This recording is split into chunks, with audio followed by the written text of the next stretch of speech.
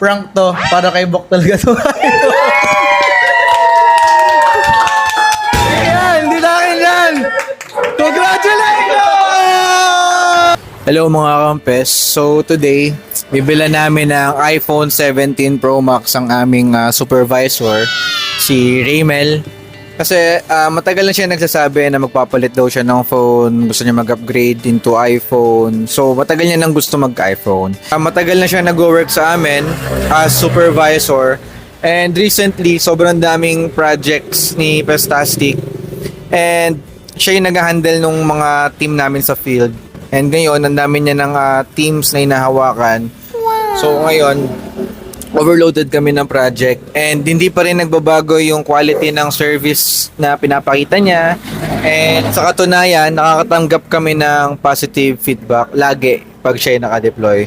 Kaya naman isa-surprise namin siya ng iPhone 17 Pro Max, and ito yung twist, kung yari ako yung bibili pero ang totoo siya yung bibili namin. Panoorin yung mga kampes. This is it. iPhone 17. Style. Ate, bibili ako ng isang iPhone 17 Pro Max 256. White. John. Silver. Ayun. Dito mo ilapag. Correction! Yan, okay na yan. Walang mic. From the top. Walang white eh. Ay, gusto ko sana pink. Walang pink. Ito pala yung laro. Lalabas yung mga cards, tapos pipili kung sino yung... Pipili si ma'am. Pipili si ma'am. Bubunot siya kung anong card yung magbabayad. Bawal dalawa. Okay, survey. Ano mas maganda dito? Bok. May earphone ka na eh. Hindi ko ikaw gagamit, George. Wala. Ano gusto mo? Ako. Wala. Earphone talaga. Earphone mo, okay. Earphone talaga. Earphone nila. Ikaw, George. Ako speaker talaga kasi Ikaw. marami makakarinig. Is authorized reseller po. Teka, double check na lang po kung tama po yung unit. iPhone 17 Pro Max Silver 256.